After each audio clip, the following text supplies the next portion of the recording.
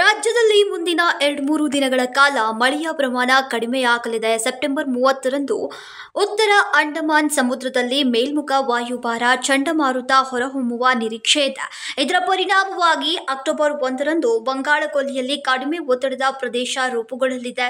ಇದರ ಪರಿಣಾಮವಾಗಿ ಹಲವು ರಾಜ್ಯಗಳಲ್ಲಿ ಮಳೆಯ ತೀವ್ರತೆ ಹೆಚ್ಚಾಗಲಿದೆ. ಇದರ ಪರಿಣಾಮದಿಂದಾಗಿ ಕರಾವಳಿ ರಾಜ್ಯಗಳಲ್ಲಿ ಬಿರುಗಾಳಿ, ಗುಡುಗು, ಮಿಂಚು ಸಹಿತ ರಣಭೀಕರ ಮಳೆಯಾಗಲಿದೆ.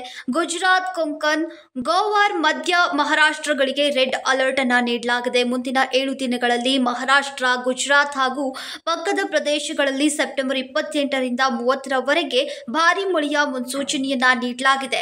ಮರಾಠವಾಡ, ಸೌರಾಷ್ಟ್ರ ಮತ್ತು ಕಚ್ನಲ್ಲಿ ಸೆಪ್ಟೆಂಬರ್ 29ರಂದು ಅತಿ ಹೆಚ್ಚು ಮಳೆಯಾಗುವ ಸಾಧ್ಯತೆ ಇದೆ. ಮಧ್ಯ ಮಹಾರಾಷ್ಟ್ರ, ಉತ್ತರ ಕೊಂಕಣ ಹಾಗೂ ಘಾಟ್ ಪ್ರದೇಶಗಳಲ್ಲೂ ಮಳೆಯ ತೀವ್ರತೆ ಹೆಚ್ಚಾಗಲಿದೆ. ಅಕ್ಟೋಬರ್ 2ರಿಂದ ರಾಜ್ಯದಲ್ಲಿ ಮತ್ತೆ ಜಲಗಂಡಾಂತರ ಕಾದಿದೆ. ರಾಜ್ಯದ 8 ಜಿಲ್ಲೆಗಳಲ್ಲಿ ಭಾರೀ ಮಳೆಯಾಗುವ ಬಗ್ಗೆ ಹವಾಮಾನ ಇಲಾಖೆ ಮುನ್ಸೂಚನೆ ನೀಡಿದೆ. ಬಾಗಲಕೋಟೆ, ಬೀದರ್, ಕಲಬುರಗಿ, ಗದಗ, ಕೊಪ್ಪಳ, ರಾಯಚೂರು, ವಿಜಯಪುರ, ಯಾದಗಿರಿ ಜಿಲ್ಲೆಗಳಿಗೆ ಆರೆಂಜ್ ಅಲರ್ಟ್ ಅನ್ನ ಘೋಷಿಸಲಾಗಿದೆ.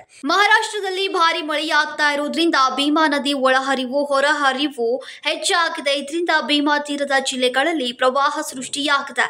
ಮನೆ ಮಠ ಕಳೆದುಕೊಂಡು ಜನರು ಉಟ್ಟ ಬಟ್ಟೆಯಲ್ಲೇ ಊರು ಬಿಡುತ್ತಿದ್ದಾರೆ. 100 ಎಕರೆ ಜಮೀನು ಜಲಾವೃತವಾಗಿದೆ.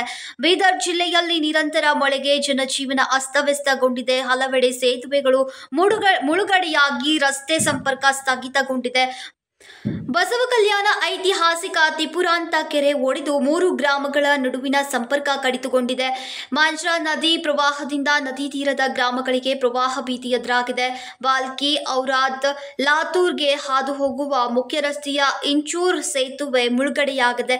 ಮಹಾರಾಷ್ಟ್ರಕ್ಕೆ ತೆರಳುವ ಪ್ರಯಾಣಿಕರು ಈಗ ಪರದಾಡುವಂತಹ ಪರಿಸ್ಥಿತಿ ಎದುರಾಗಿದೆ. ಪ್ರವಾಹ ಪೀಡಿತ ಸ್ಥಳಗಳಿಗೆ ಬಸವಕಲ್ಯಾಣ ಶಾಸಕ ಶರಣು ಸಲಗಾರ್ ಭೇಟಿ ನೀಡಿ ಪರಿಶೀಲನೆಯನ್ನ ನಡೆಸಿದ್ದಾರೆ. ಸೂಕ್ತ ಕ್ರಮಕ್ಕೆ ಅಧಿಕಾರಿಗಳಿಗೆ ಸೂಚಿಸಿದ್ದಾರೆ. ಈಗಾಗಲೇ ಅಗತ್ಯ ರಕ್ಷಣಾ ಕ್ರಮ ಮತ್ತು ಪರಿಹಾರದ ಕ್ರಮಗಳನ್ನ ತೆಗೆದುಕೊಳ್ಳುವಂತೆ ಈಗ ಸಿಎಂ ಸಿದ್ದರಾಮಯ್ಯ ಅಧಿಕಾರಿಗಳಿಗೆ ಸೂಚನೆ ನೀಡಿದ್ದಾರೆ.